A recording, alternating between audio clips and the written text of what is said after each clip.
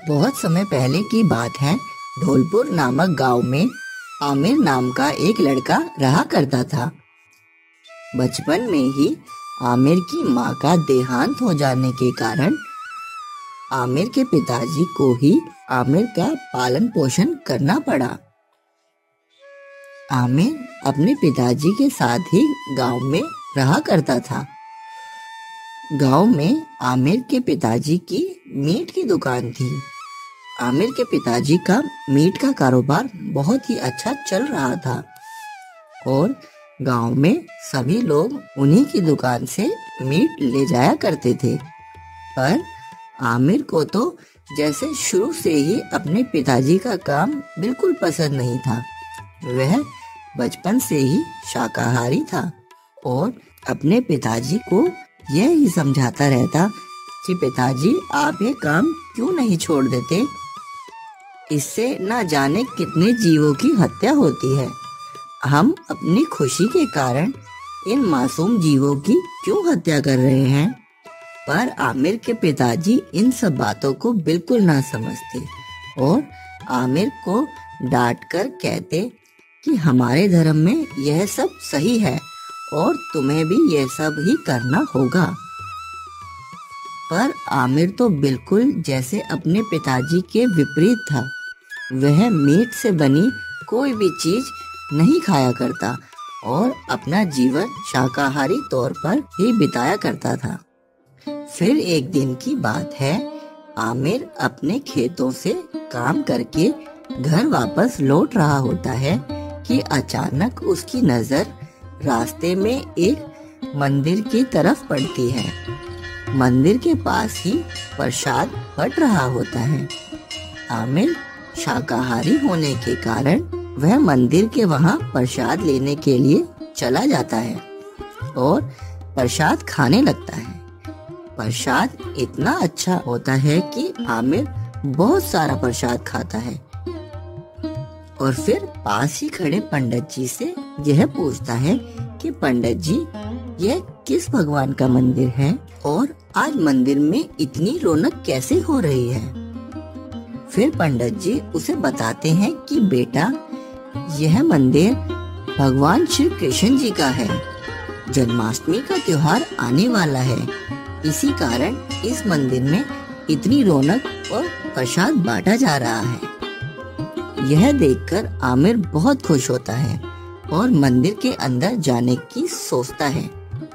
पर फिर उसे याद आता है कि वह तो एक मुस्लिम परिवार से है, वह कैसे मंदिर में जा सकता है।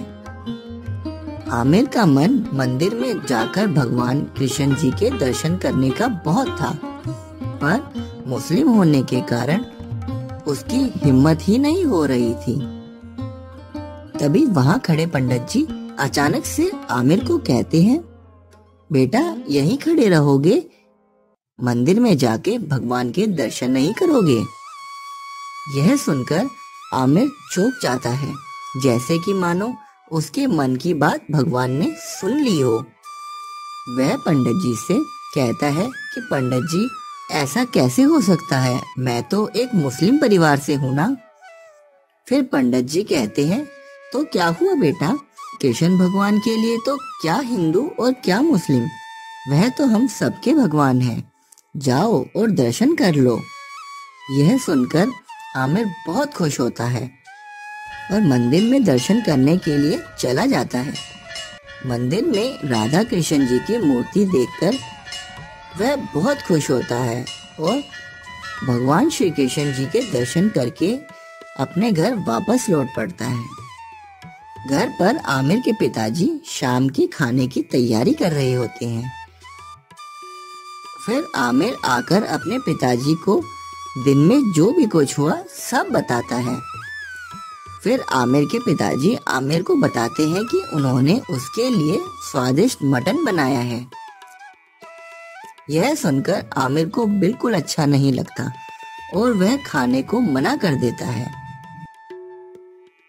मंदिर में जाने की बात सुनकर और मटन ना खाने की बात सुनकर आमिर के पिताजी को बहुत गुस्सा आ जाता है और फिर वह आमिर को बिना खाना दिए ही खुद खाकर सो जाते हैं।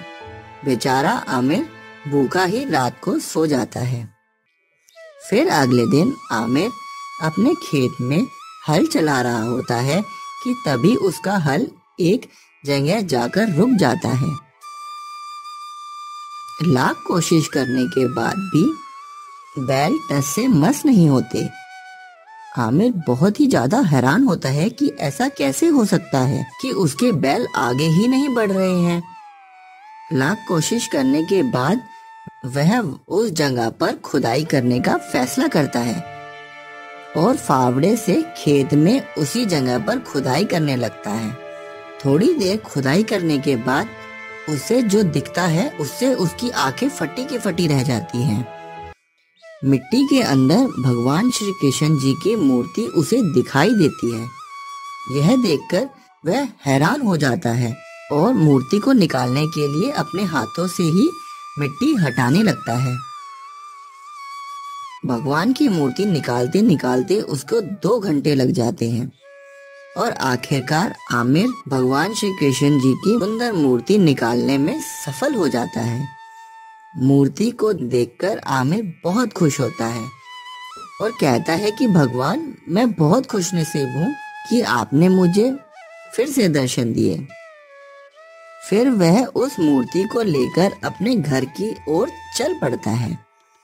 जब शाम को आमिर मूर्ति लेकर अपने घर आता है और अपने पिताजी को खेत में जो भी कुछ हुआ सब बताता है कि कैसे उसे भगवान श्री कृष्ण जी की मूर्ति खुदाई करके प्राप्त हुई है, तो यह सब सुन के उसके पिताजी को बहुत गुस्सा आ जाता है।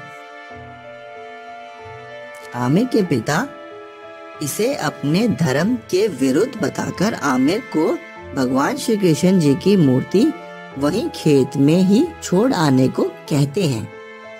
यह सुनकर आमिर बहुत उदास हो जाता है। वह अपने पिताजी को समझाता है कि वह श्री कृष्ण जी की मूर्ति को अपने घर रखना चाहता है और उनकी पूजा और सेवा करना चाहता है।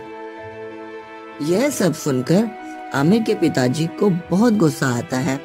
वह आमिर को कहते हैं, या तो तू मूर्ति को वहीं खेत में छोड़ा, और अगर यह नहीं कर सकता तो इस घर को और मुझे छोड़कर इस घर से हमेशा के लिए चला जा और वापस कभी भी इस घर में मत आना। यह सुनकर आमिर की आंखों में आंसू आ जाते हैं। उसे समझ ही नहीं आ रहा होता है कि वह क्या करे। एक तरफ तो उसे भगवान श्री कृष्ण जी की भक्ति दिखाई दे रही होती है और दूसरी तरफ उसे अपने पिताजी। आमिर कृष्ण भगवान जी की मूर्ति को अपने सीने से चिपकाकर रोने लगता है और कहता है कि भगवान, अब आप ही रास्ता दिखाइए कि मैं क्या करूं। यह सब देखकर आमिर के पिताजी अपना आपा खो देते हैं और आमिर का हाथ पकड़कर उसे घर से बाहर निकाल देते हैं। आमिर सारी रात अपने घर के बाहर ही कृष्ण भगवान जी की मूर्ति लेके पड़ा रहता है। जन्माष्टमी की भाई ये वाली वीडियो आपको कैसी लगी आप मुझे कमेंट करके भाई जरूर बताना। और ये जन्माष्टमी का फर्स्ट पार्ट था, इसके बाद सेकंड पार्ट आएगा नेक्स्ट वीक, तो जरूर देखना। फर्स्ट वाला पार्ट आपने देख ही लिया होगा, तो आपको कैसा लगा हो ये आपको कमेंट करके मुझे जरूर बताना।